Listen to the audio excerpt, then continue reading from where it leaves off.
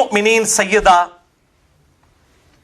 ام سلمہ رضی اللہ تعالی عنہا ہماری وہ ماں ہے جو سب سے آخر میں فوت ہوئی. نبی صلی اللہ علیہ وسلم کی سب سے آخر میں فوت ہونے والی بیوی ہے ام سلمہ. 62 ہجری میں فوت ہوئی. آپ صلی اللہ علیہ وآلہ وسلم کے بعد 51 سال تک زندہ رہی. واقعہ کربلا ان کی زندگی میں ہوا ہے, واقعہ کربلا کے بھی بعد فوت ہوئی ہیں, یعنی سیدنا حسین کے بعد فوت ہوئی ہیں یہ. تو ام سلمہ, ان سے متعلق حدیث ہے المستدرک للحاکم میں انٹرنیشنل نمبر کے مطابق 4628, جسے امام حاکم نے بھی صحیح کہا, امام ذہبی نے بھی موافقت کی, کہ ابو ذر غفاری رضی اللہ تعالیٰ عنہ کا ایک غلام تھا, اس کا نام تھا ابو ثابت. وہ کہتا ہے کہ میں جنگ جمل میں سیدنا علی کا ساتھی تھا, اور جب میں لڑائی کے لیے میدان عمل میں اترا تو سامنے میں نے جب سیدہ عائشہ کو دیکھا تو میں گھبرا گیا کہ نبی کی بیوی ہے, پھر سیدنا علی اس طرف تھے, یہاں پہ بھی سیدنا علی ہے, تو میں جو ہے وہ اس وقت دوگلے پن کا شکار اس اعتبار سے ہو گیا کہ دل اس طرف جائے یا اس طرف جائے, میرے لیے ڈیسائیڈ کرنا مشکل ہو گیا.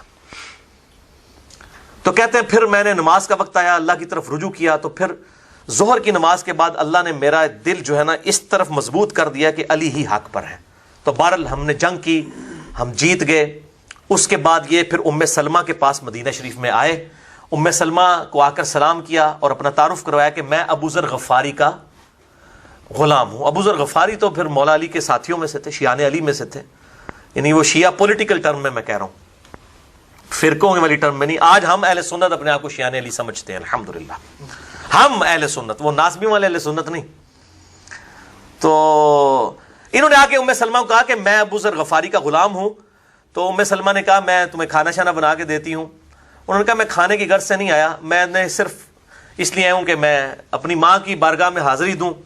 تو پھر ام سلمہ نے پوچھا کہ کہاں سے آ رہے ہو؟ انہوں نے کہا میں جنگ جمل میں سے واپس آیا ہوں. تو پوچھا کہ اچھا یہ بتاؤ, اب حضرت ام سلمہ ذرا سنیں, رازدار رسول ہیں وہ بھی صلی اللہ علیہ وسلم. ام سلمہ کہتی ہیں کہ اچھا جب لوگوں کی اپنی اپنی رائے تھی, کوئی علی کے ساتھ تھا, کوئی عائشہ کے ساتھ تھا, تو کس کے ساتھ تھا؟ تو انہوں نے کہا کہ میں صبح کے وقت تو علی کے ساتھ تھا, پھر میرے دل میں وسوسہ آیا جب میں نے عائشہ کو سامنے دیکھا کہ پتہ نہیں وہ حق میں یا یہ حق پہ, پھر میں نے اللہ کی طرف رجوع کیا, اللہ نے میرا دل مضبوط کیا اور میں علی کے ساتھ رہا یہاں تک کہ اللہ نے ہمیں فتح دی.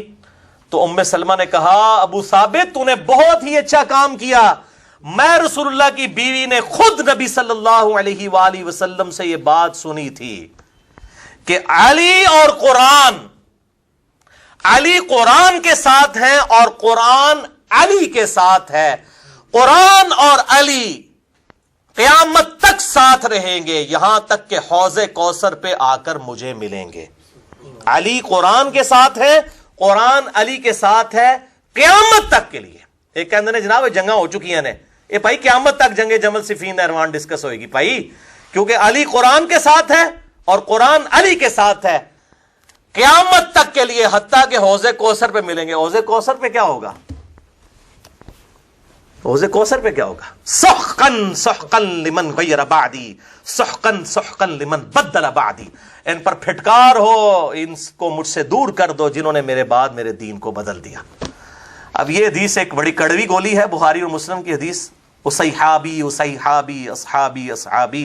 مسئلہ 96 میرے بھائیوں میرا دیکھ لیں, عظمت صحابہ, رد المنافقین اور سنی شیعہ کے اختلاف کا تحقیقی جائزہ اہل سنت پاک .com پر.